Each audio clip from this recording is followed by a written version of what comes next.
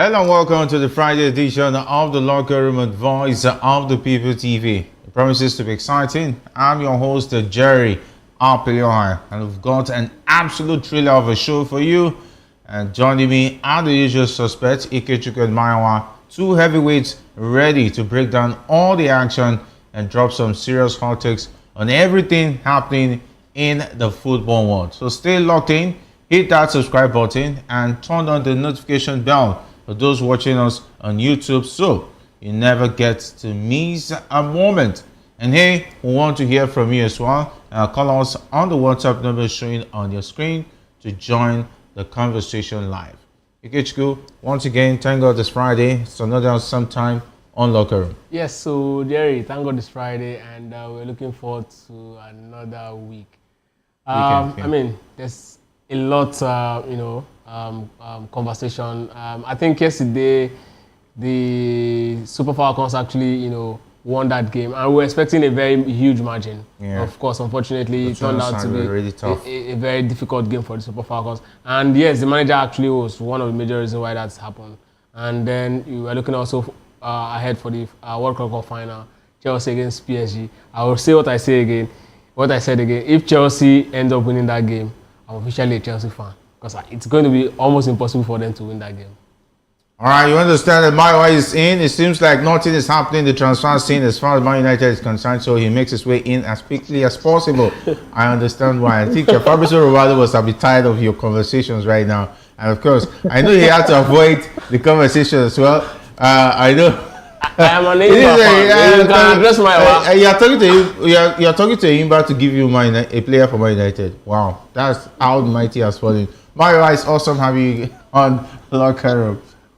Well, it's always amazing to be here. I want to first of all address Ikechukwu.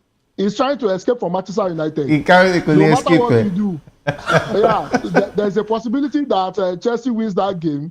He will now use that as an excuse to switch. No, that is what he's trying to do.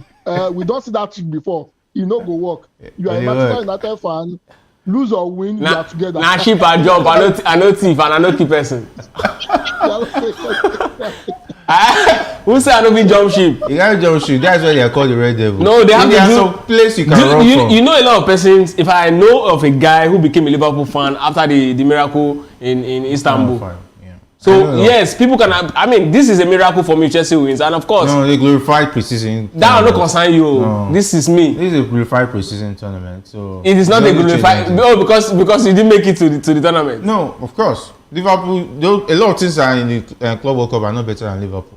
It's just that Liverpool is not there, so there's no big deal about it. So no, there's a big deal. No, there's a big deal. There's no big deal about Barcelona is not in the Club World Cup. Yes, there's a big deal. There's no big deal. No, there's a big deal. So does it mean Chelsea because Chelsea play at the Club World Cup make Chelsea better than Liverpool? I'm not saying they are better than Liverpool. Those Fluminense, Al Hilal, they are better than Liverpool. The MLS Jerry, you're even going far. UEFA Champions League, we see teams like Club Brugge. Doesn't make the Champions League less what is it's what? Let's not compare the Champions League. No, I'm not comparing. I'm saying qualifying for a tournament. Let's not do that here, please. That's an aberration. You are going far. You are doing something sacrilegious. Because I will not accept that on this platform. No. Let's not bring Club World Cup and the UEFA Champions League. I'm just saying, Jerry. Please, this is an aberration. Teams qualifying for Championship does not make the Champions League less what it is. Please, let's not do that. Let's leave it there. Let's come back home so that you not go far. And, when a dog is left out outside, he will not start roaming about. Please come back home. Let's stay here. Anyway, let's talk about the Super Falcons of Nigeria. They beat the Botswana side yesterday. It was a hard-fought victory, and the coach of the side, talking about Justin Madugu, admitted that his team failed to hit expected heights in the victory over Botswana. The 9-time champions defeated the Maris 1-0 in a keenly contested Group B encounter at the Labi Zawoli Stadium, Casablanca, on Thursday night. Substitute Chiwendu Ihezuo netted the winning goal late in the game, and Madugu stated that his players took their opponent for granted. The Super Falcons will now shift attention to their last group game against Algeria in Casablanca. That's this Sunday. The West Africans have already earned a bet in the quarterfinals following the win over Botswana. They need a point against North Africans to guarantee top spot in Group B. It is also an opportunity for Madugu to give minutes to some of the players who are yet to taste action at the WAFCON 2024 finals. The 60-year-old said he will bring changes against the Algerians. That could be dangerous. I saw a bit of the Botswana game. The Botswana side came for a draw. They were defending with all they had. So it was difficult for the Super Falcons to break them. And they didn't expect that the Botswana side was going to sit back and try and soak up the pressure and see if they will get a draw. And of course, I think Madugu is not being fair to the girls. They played a side who came with a different tactics to defend, sit back, and soak up the pressure for the duration of the game. They only came for a draw. But Super Falcons getting 3 points, I think they should be given commendation. Well, before that game yesterday, we were talking about that the fact that the girls have to actually go into that game with a winning mentality. They have to go into that game with a final mentality. We have to win this game at all costs. They went there truly. Yes, these girls, the Botswana came to actually defend in that game, but our girls also went there with some level of complacency, knowing that yes, this is Botswana. We are definitely going to defeat them. And before they could actually get their heart into the game, it was already over 60 minutes, and then they started struggling, put themselves into that game. The truth is that it shows something. The female football is advancing every single day in Africa, and Nigeria is actually not advancing as a team. Yes, we have the talent, but over the years, you know that we've really, really retrogressed as far as the level we're supposed to be now, and it's going to be a very big problem. Couple of years down the line, if we continue to actually believe solely on our talent, it's going to actually really affect us, because teams will definitely come up at us with low blocks. Just imagine a very good side like South African side or the Cameroonian side or the Ghanaian side to actually play low block. The team that is also good and they can also hit you with counter, and that's definitely a sign, and we'll just lose the game. But because the Botswana girls, when it comes to talent, they are not even there. That's exactly why it was easy for the Super Falcons to actually move past this one. Now the onus is on Madugu to actually study the opponent. I mean, you can't be actually going into a game against a team that lost their first game, knowing that a lose against the Super Falcons means they're out of the competition, without you expecting them to sit back to defend. That's a schoolboy coaching error that he actually made. You should understand that the Super Falcons is a powerful house. You're playing against a side that lost their first game. Expect that they are coming for at least a point, knowing that they have a very good chance against Tunisia. That's exactly what you should have expected. But of course, you expected them to actually come out, and after ripping out Tunisia 3-0, you expect a side that lost against Algeria narrowly to also come out so that you rip them apart. Football is not played that way. Unfortunately for the Botswana, they actually lost that game. It would have been a very dicey situation if we had had 4 points going into the last game against Algeria. Because of course, I mean, it's going to be fair for us if we get the 3 points in this particular game, or at least a draw, so that we can top the group to play a weaker opponent in the next round. All right, Mariwa, it will also be unfair to write off the Botswana's effort. The team, in the first edition, they participated, they got to the quarterfinals. This is their second edition, and they're pretty a decent side. In the words of Rasheedat Ajibade, they gave the Super Falcons hell in terms of defending and making sure they wanted the drop at all costs. But somehow, the Super Falcons showed superiority by getting that goal in that one to give them the quarterfinal ticket in that game ahead of their game against Algeria. I mean, the first, this will be their second time in the Nations Cup. The first time they played Nigeria, and we ended up winning that particular game 2-0. And the bottom line is this: we'll never win, we'll never do it outside of Africa, and that's just the honest truth.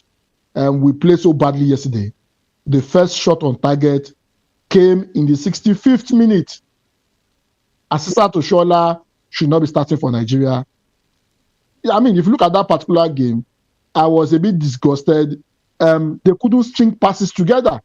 The passing was so terrible. Even Desire Okpara, who was on that particular game, was complaining bitterly. It was so obvious. I mean, Rasheedat Ajibade could not, hold on to the ball. The crosses were so poor. Asisa Toshola, who is supposed to be the point person in the attack, could not control could not control the ball properly. could not even string passes together. The attackers could not string passes together. If we had played a team like Zambia yesterday, they would have beaten us, and that's just the honest truth. We only had a bit of upper hand in the midfield because the Botswanas decided to sit down at the back. If you look at how we were stringing passes together, we couldn't string passes together properly. Anytime they get the ball, before they play the second pass, they're already losing the ball on the second pass. If you had played a more technical side, a more experienced side, would have been beaten yesterday. The bottom line is this, until when what's her name now, Okoronkwo, if I'm not mistaken, and Echegini and Iozo, until they came in, that was when we saw a bit of difference in front of goal. And Kechuku said something that is very, very correct. We are not improving. We are only where we are because of that team. They are not, their pace of development in female football is not as, is not as far as we are. And that's the reason why we are still winning. To be honest with you, I'm not satisfied. And Madugu needs to do something. I mean, I don't see any reason why, and this might be harsh, I don't see any reason why Oshoala must be starting the game again.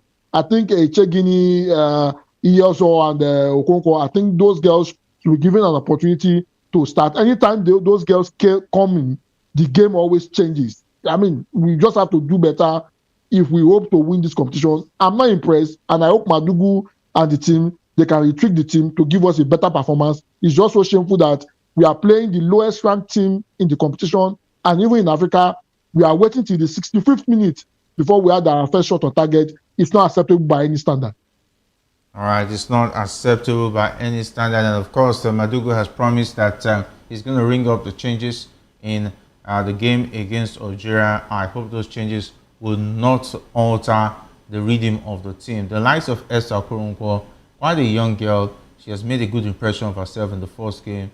Maybe she will be given more minutes to establish herself in the attack. And of course, the Babajide girl, she's also doing well for herself. She's proven that definitely she's coming from a different terrain. Talking about her style of football shows that she's up there when it comes to playing the European style of football. I can see her presence. She's something dynamic, different from the mostly home-based talent. Not to take it away from the players who came from the grassroots back home, but you must give it to players like that. She's proving that there's something different from what we usually see in that Super Falcons. Talking about a mix, I think Madugu did a good job there, mixing a bit of players who establish abroad, who have this upbringing abroad, and players who come from the old block, the old girls, and the young lads out there. And of course, something they say must kill a man, but it did not happen for the Flying Eagles. And I think the most happy man on this platform this today has to be Ikechukwu, because the Flying Eagles, a late header from Mohamed Abdullahi, ensured that the Flying Eagles snatched a draw against the Black Satellites of Ghana in their first game of the WAFU B under 20 Boys Cup. And of course, there's a saying, you don't count your chickens until they are hatched. And that's how football is. When you think the chips are down, something will happen. This is how Eric Ten Hag was doing Manchester United. He delayed the inevitable. He was busy winning FA, Carling Cup, and keeping his job instead of at least building a team that can challenge for big titles. He was just securing his job by winning the important games instead of building a team. But it is what it is. Zubero and the boys, they will have to prove themselves in their next game against Benin Republic. Well, when they actually scored the first goal yesterday, I remember how you were actually coming hard at the team. I have to come hard. And the truth is, I'll say it again. At this level, these guys still need, guidance. It's not they're not at the level where you expect them to, have some sort of individual brilliance to actually win a game. We can go back the years. How many of our championship winning age grade team, how many of the players made it to the national team? We can even look at the ones that didn't even win the championship. How many of their era made it to the national team? Kelechi Iheanacho, in his own generation, is just one of the players alongside Taiwo Awoniyi. Samuel Chukwueze Was barely known. He was even on the bench He was on the bench. One Cali brothers. Where are they? Are they in the Super Eagles? At least he still had no, Jerry, to the Super Eagles. We are talking about people who made it to the national team. Yeah. Joseph Yobo was in Nigeria 99. That's what I'm saying. How many of them in every set? Wilfred Ndidi was part of the under 20. Obuke played for the Super Eagles too. I mean, we are looking at the 2005 squad. I can name a lot of players that made it to the national team. Taiwo. Only Mikel and Taiwo. Obuke did not play for the national team. Okay, just getting 1 or 2 caps is at least he played the national team. No, Jerry. It was injuries that was his problem. Jerry, you know what I'm talking about now. You know what I'm talking about. It's not about just getting 1 or 2 caps. Even this young man Okoronkwo made it. Sani Keita, he went to the World Cup. Sani Keita went. Yes, he went to the 2010 World Cup. What are you saying, South Africa?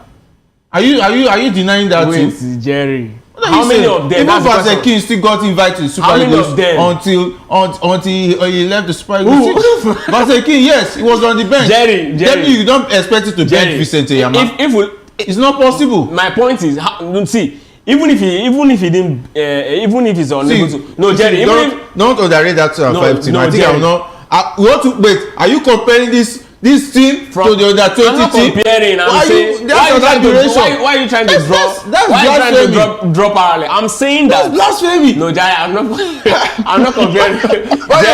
Jerry, I'm saying every single team. Yes. Every single team that this team has no future. No. That's the truth. Let's call a spade a spade. This team, if they continue like this, are you aware that Wilfred Ndidi was part of the under 20? Yes. You are aware? Yes. That their team, how many of them made it to the Super Eagles? See, this team. Did they win the championship? This team and that Wilfred Ndidi team, yes, they are like for like. That's the truth. That's the truth. Compare good teams that are doing well, that did well, not be giving us the Lanaboso set of team and so on and so forth. The 2005 team is the only team that has produced 2 players, Mikel and Taiwo. And Taiwo said, how many years did he give the Super Eagles? 3 years. The likes of Wisoroma and Co, they still played under 22 now. Wisoroma played under 22. Yes, when he graduated for the Unduka Bade's side. With Wisoroma, they played under 17. He played under 20, yeah. He still played under 20. They made, Oruma, Celestine Vayaro, and Wan Kokano. In fact, Kariwe Ojigwe, they made their mark already at the under 17 level. Just like Victor Osimhen. I like that. I like that word, make the mark. Yes. Victor Osimhen made his mark at the under 17. Yes. Himself and what's his called? No, the Victor Osimhen and what's his those Taiwo Awoniyi. No, the other Taiwo Awoniyi was in that team. No, Taiwo Awoniyi was in Mikel Iheanacho's generation. No, I think Taiwo Awoniyi played alongside. Was it Victor Osimhen? No, Iheanacho. Okay, Kelechi Iheanacho. I'm talking about the midfielder that was with Victor Osimhen in his own generation. I can't remember the midfielder. So that particular, the guy that was, I think it was a classic teams. These are teams that went on to win under 17 World Cup. What is the trajectory of this under 20 Jerry, what I'm saying is how many players from that Osimhen generation made it to the national team? What happened to the under 17 team, the last under 17 team? Why didn't they graduate to the under 20? These are the questions you should be asking. See, let's see. This guy is trying to do PR for this team. I understand. I understand maybe your younger brother or cousin is in that team. But for this team won't go anywhere, won't fly. They are not flying. What if they bring back this trophy home? Which trophy? This trophy. This one could be they cannot win it. If they win it, they will not win it. I'm asking now. Say it here. They will not win it. What happens? They will not win it. If they win, what happens? Let's not go far. Go ahead. Well, the thing is this. I asked a question yesterday, and I will ask the same question again. Yes, they need tutoring and the rest of that. If we bring a prime Guardiola or a prime Jurgen Klopp to this particular under 20 that we have right now, that we are pioneering right now, are they good enough to graduate them to the next underage team, to the under 23 team? The answer is simply no. See, I don't have an issue if we go to competition. It will be madness for us to expect that any competition will participate, we must win. We know. Even developed countries that have all the facilities, that have all the processes, they don't win all the competitions they go through. But in this case, in the case of these people, we don't expect them to win. They don't even have the quality for us to say this is our future for the national team. They don't. So I mean, I'm not surprised. The last competition they went in Egypt, we complained bitterly. Now the same horrible performance, yes, they were able to rescue a point yesterday. Yes, kudos to them, they were able to rescue a point. But the same horrible performance that they displayed in Egypt that all of you were complaining about, we complained bitterly in the studio here. We are seeing the same thing against Ghana again. See, I think we are losing sight of what is important. What is important is we've been clamoring that we don't want a Super Eagles. We don't want, an in-it Super Eagles. We want Super Eagles players that will be playing for the Nigerian national team to be players that are groomed from here, not the ones that we are relying, on foreign-born players to come and play for us. But the process for us to get it, the process is not even good. The players that are supposed to be there, they are not good. How many of the players in this under-20 can we beat our chest that they will make, even the national team or even the bench of our national team? Zero. So the bottom line is we need to get it right. The current under-20 team that we're having now, we can't even draw parallel because they are not as good as those teams. The other teams that we're referring to, nobody complained about their performance unless you don't know any football. If you watch the under-25, the 2005 under-20 team, you can't complain about their performance. You cannot. But these guys, everybody's complaining about their performance. So they are not good enough, and they should not be the ones representing us. I mean, are we saying these are the best under-20 guys that we have in the country? It's just so shameful. And I hope, the Zubairu and his team, I hope they go back to the drawing board before the World Cup. Because if we go with these guys, they are going to disgrace us at the World Cup, and that's just it.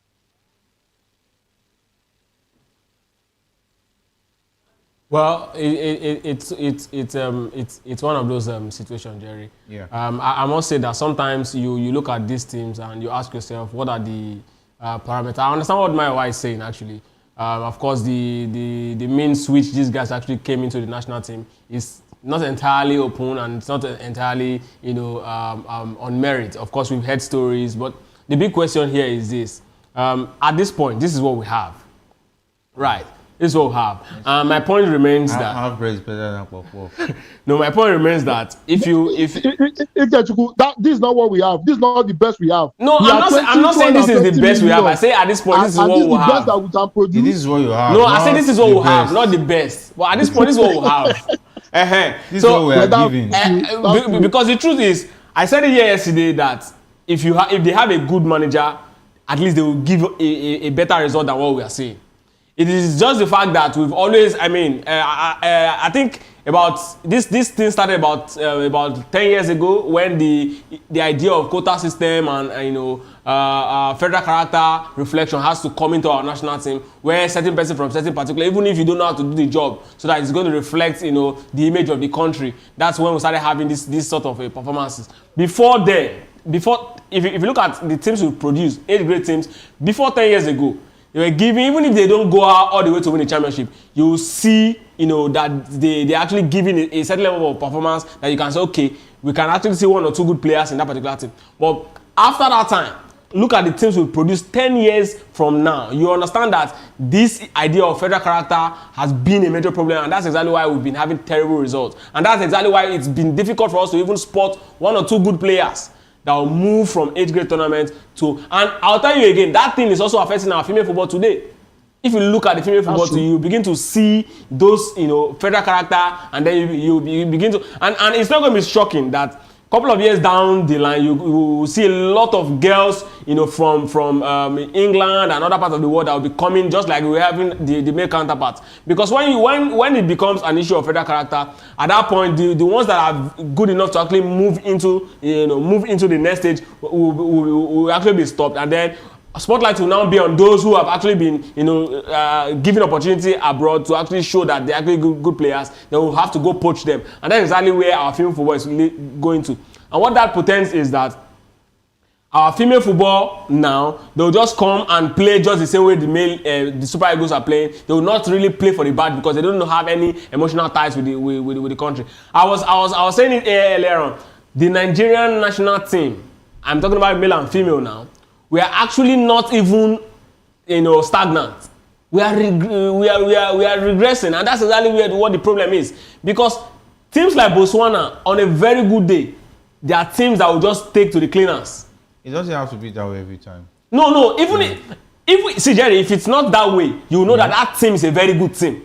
This Botswana side is not a good team. No, you really see this Botswana side, the promising side, the young side, and the thing is that they are also enterprising.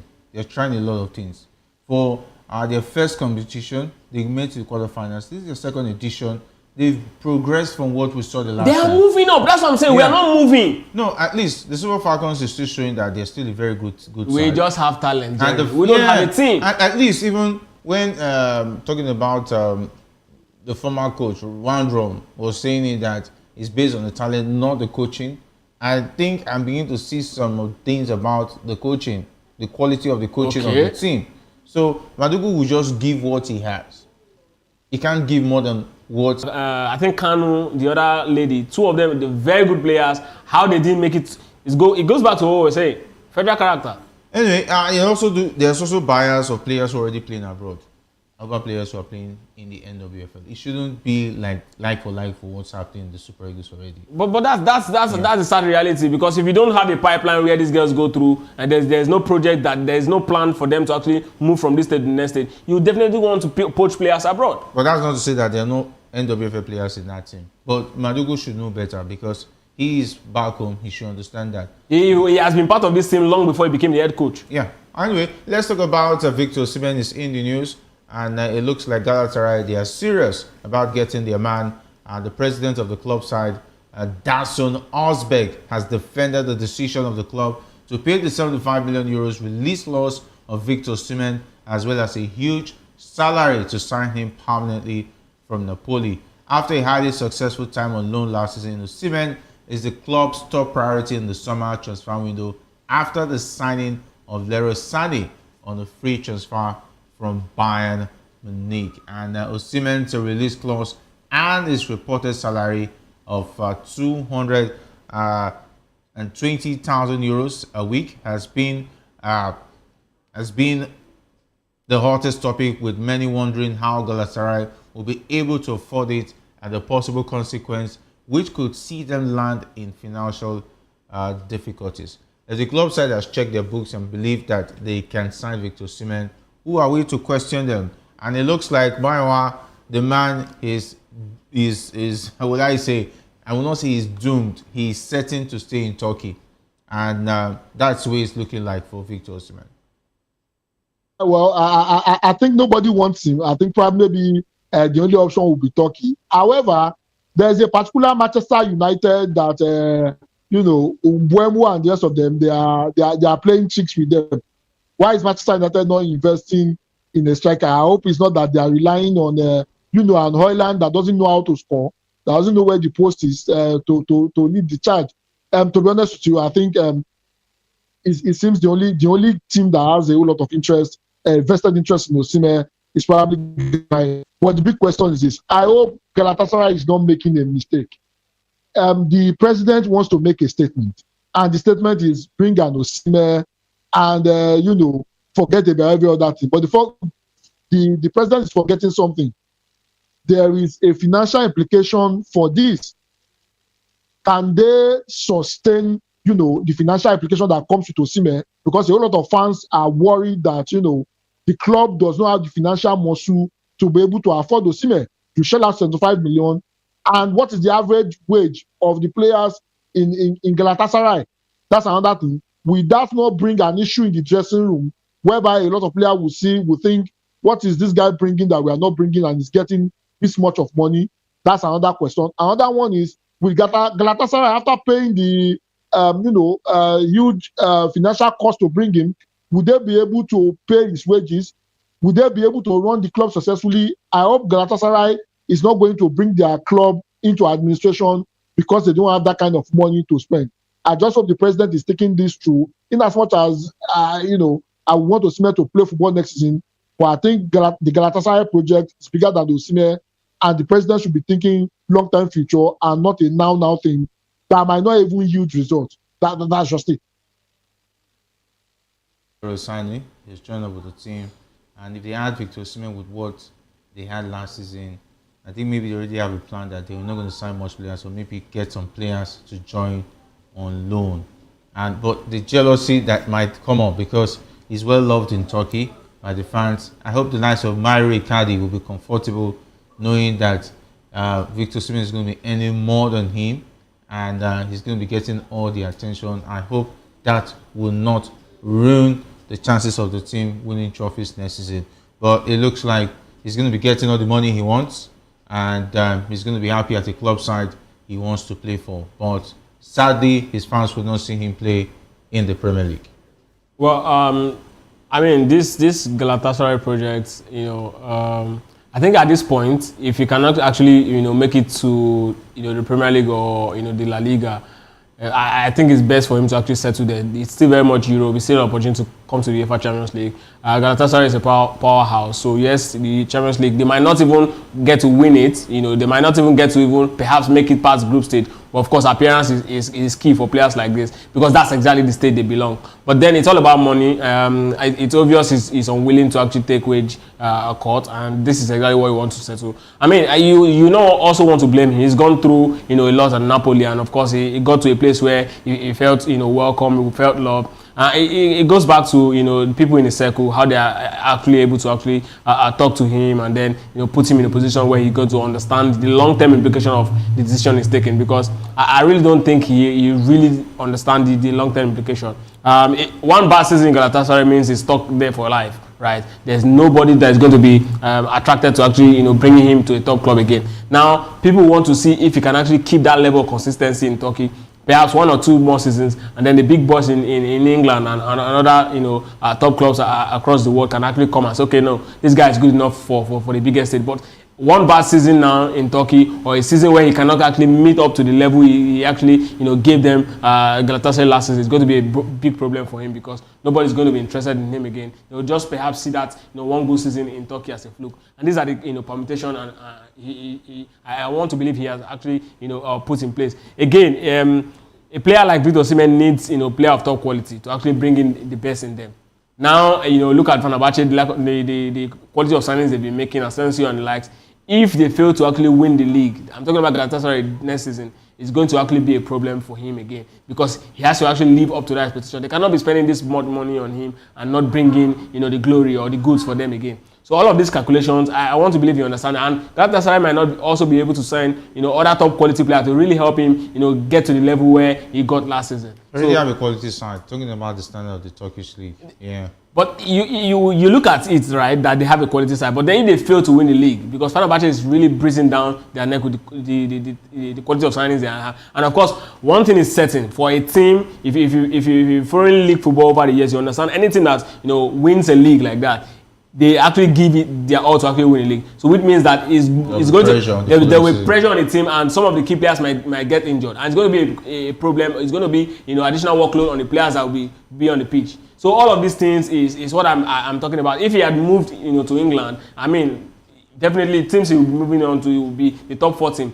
He's definitely going to be constant in the UEFA Champions League. But then, I mean, he's made this decision. I just hope that it's a decision that's going to turn out to be good for him. All right, definitely. I would like to get the views of our viewers, what they think about Victor Osimhen staying in the Turkish league to play for Galatasaray next season. 75 million euros. It looks like the Turkish club is ready to pay that, and also his wages, which is about 420,000 euros. That's a lot of money, and the man will have to recoup his money. He just bought a rollie, and definitely will surely want to recoup that money, and he's not ready to take any pay cut. All right, let's talk about the Super Eagles once more, where the substantive captain of the senior national team of Nigeria, Musa, says it would take a miracle for the team to qualify for the 2026 World Cup. Nigeria presently 4th in the World Cup qualifiers group, 6 points away from the group leader South Africa, who they will be up against in September when the games in the qualifiers resumes. However, there's an opening for them to move 3 points closer, beg your pardon, to the lead, with FIFA set to dock the South Africans 3 points for feeding an ineligible player and their 2-0 win over Lesotho. Maiwa, I think he's just stating the obvious. They'll need a miracle, definitely.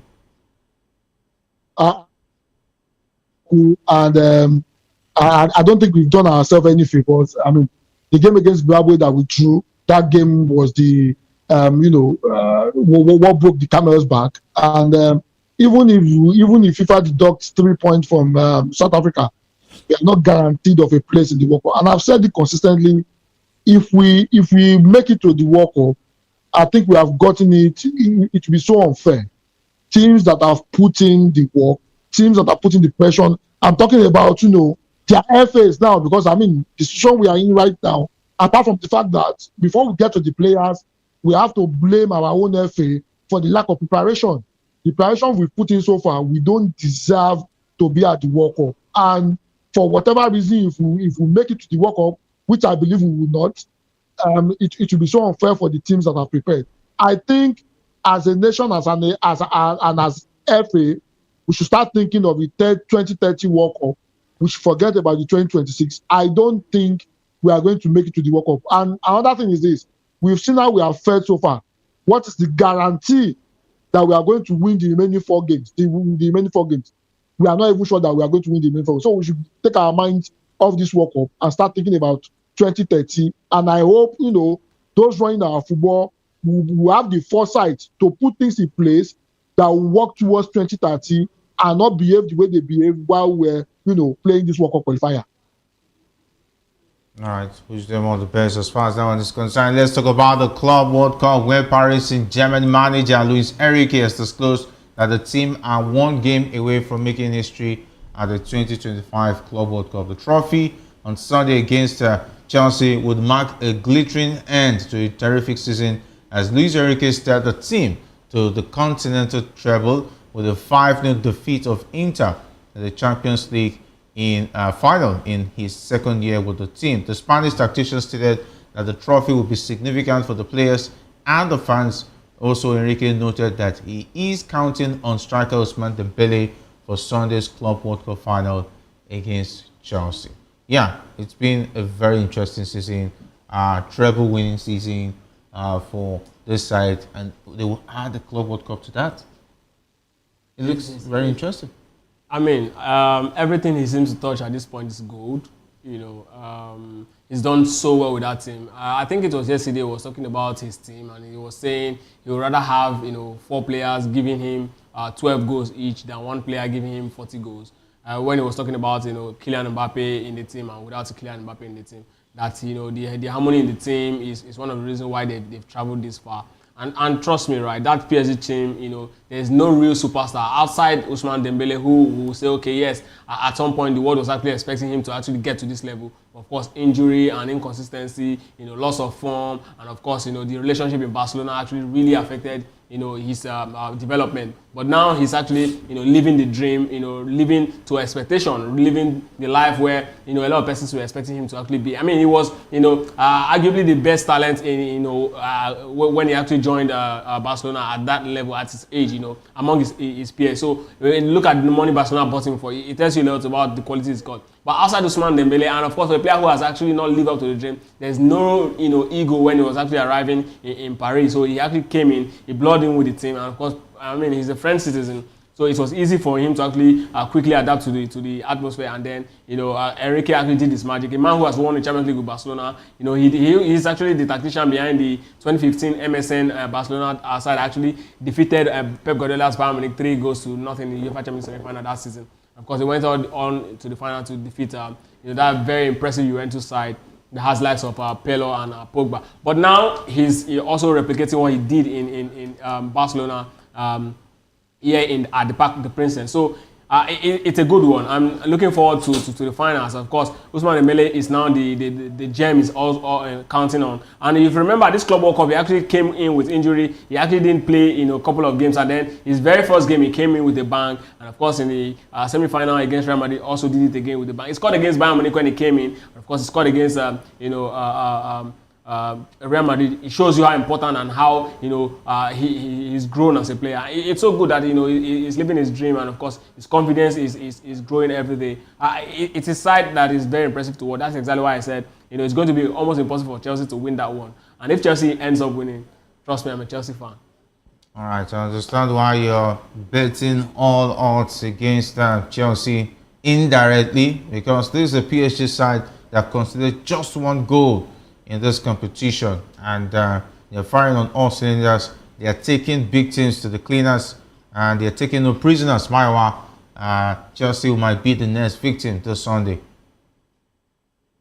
I want to advise Mike Chukwu against betting against Chelsea. If you remember famously last season, I think 2 seasons ago now, if I'm not mistaken, I said Chelsea will not make top 6 and ended up making top 6. I was in the studio in my singlet on the show in my singlet. So probably maybe I'll add one more. If Chelsea wins, maybe we'll clad Ike Chukwu with Chelsea jersey throughout for each locker room edition. So probably you can show that it's no. now. If Chelsea wins on Sunday, I'm going to put on a Chelsea jersey on Monday.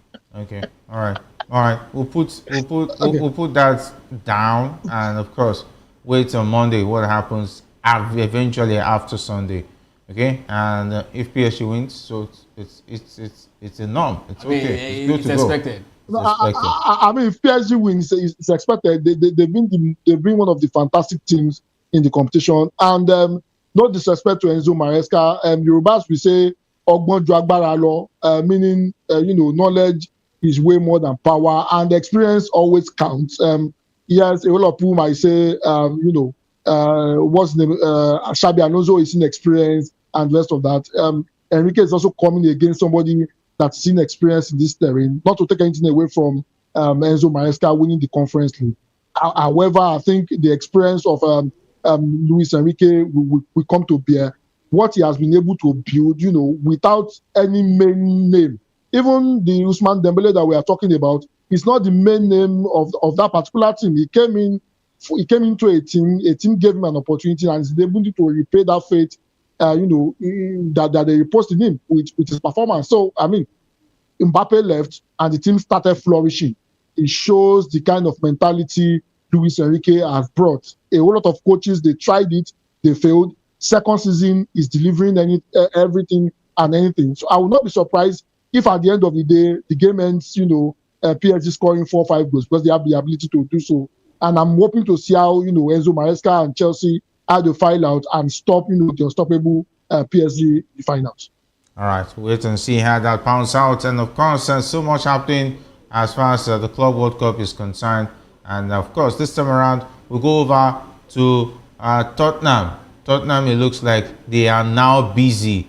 Tottenham have completed the signing of Mohamed Kudus from West Ham for £55 million. The Ghana international has spent a long-term contract at Tottenham Hotspur Stadium and becomes the club's first major signing under new head coach Thomas Frank. And the 24-year-old, who Frank identified as his top target this summer, completed his medical response ahead of the announcement on Thursday night. He will wear the number 20 next season. Kudus, who joined West Ham from Ajax for £38 million 2 years ago, you must say that's good, decent transfer business on the part of West Ham. And for Mohamed Kudus, is he going to be an awesome signing for Tottenham under Thomas Frank? Well, I think if you look at how Thomas Frank has been managing his side, you know that he likes wide men that can actually be problematic, and Kudus is very, very problematic. With the way he actually take on opponents. It's going to be an addition to them. Of course, Tottenham will always be one of those teams that you really want to respect, and you must have to defeat them if you must win the league. So yes, it's going to be a good addition to them, Tottenham Hotspur. I mean, this is actually the level they are in at this point. They are not in the top 4. So the likes of Kudus, who have actually played in lower UEFA competitions, can actually really help them steady their ship. I think after they actually won the Europa League, now they'll be going into they won the Europa League against Manchester United, so they'll be going to the Champions League. So they need players who can really come into that team to actually give life to the team. Kulusevski is not actually steady because of his injury, so they need someone like Kudus to actually help them, add more firepower to that team. I'm looking forward to what Thomas Frank is actually cooking with this team. But But then Tottenham will always be Tottenham. You expect them to actually be a very strong side. These are not championship contenders any day, but of course they'll always be one of those teams. You always when you pay visit to them in their home ground, you know that you're definitely going to have to play a game that might decide the championship. So Thomas Frank and Kudus, I mean, it's also a very good one for them. Let's see how the season is going to pan out for the Tottenham Hotspur fans. All right, so Mario, don't you think it's a gamble leaving the face of a side who barely won the Europa League and they're going to the Champions League in the hands of Thomas Frank, who is inexperienced to take this team to the Champions League next season? Anyway, Tottenham always going into competition not to win, but just try and see what they can do. Okay, and maybe they want a manager who will try his luck, not a manager who wins in the second season, and he has done it already. So he might not want to win any other thing until a new club comes again and wins in the second season. Well, the thing is for a club that will fire somebody that won, an European title for them 17 days after, a club that fired a Mourinho 2 days to the final of a major trophy, I mean, you will not expect anything strange from them. I mean, you always expect something strange from them. But in any case, the question is this. Did Tottenham do their risk analysis of Kudus? Remember, Kudus has disciplinary issues in terms of how he conducts himself on the field of play. How many yellow cards, how many red cards is going to pick up for Tottenham? We all know that it is hot-headed. And in the course of the season, he was even red-carded because of his antics on the field of play. Would that not affect Tottenham adversely when they will need him the most? We already know Kulusevski, is not one of the top players because of his injury concerns. He's always getting injured. But also the disciplinary issue of Kudus is also an issue. But in any case, Kudus is a fantastic player. He has been able to, build a resume for himself. He did fantastic with West Ham, barring the disciplinary issues. It's going to be a good buy for them. But the question is this: with the way Tottenham is going, will they be able to hold their own in the Champions League with what they are doing at the moment? Will Thomas Frank, who is he's a specialist in the EPL, steadying the ship, will he be able to do something fantastic in the Champions League, going to the fact that they will be competing with the best of the best? And Tottenham, they are not the best when it comes to transfer. They sign players here and there. Will they be able to compete favorably in the competitions next season? That is the big question to ask. But I'm looking forward to seeing how Thomas Frank will set up. I think Kudus will be very marquee for them if he can, keep his head down and not be irrational like the way he was while he was with West Ham United. All right, and of course, we also understand that Tottenham also made a move for Morgan Gibbs-White, but it looks like that deal might not happen because Nottingham Forest are considering taking legal action over Tottenham's interest in their midfielder. Tottenham were trying to, play a fast one on Nottingham Forest with how they got information that his release clause was £60 million. They went behind their back and started talking to the player. I think that's totally unprofessional. And of course, I'm even surprised that Tottenham was even able to buy a player from West Ham, because in the past 10 years, they've not switched player from Tottenham to West Ham or West Ham to Tottenham. There've been some bit of bad blood between them, but it seems somehow the £55 million, West Ham needed it more than their friendship. So they took the money and let the man go. All right, time really fast, so we just have to wrap it up. Maiwa, it's been awesome having you on the show, and Ikechukwu as well. It's always amazing to be here, and I'm looking forward to Monday to see whether Ikechukwu will be in the Chelsea jersey. Thank you for having me, Jerry. All right, and of course, big thanks to the guys behind the scene talking about likes of Manfred, Adura, Jeremiah, and of course, Praise and Ikechukwu for being awesome on the show today. My name is Jerry Apelohai, and up next is Political Lens with Chema Innocent. Until then, have a great weekend.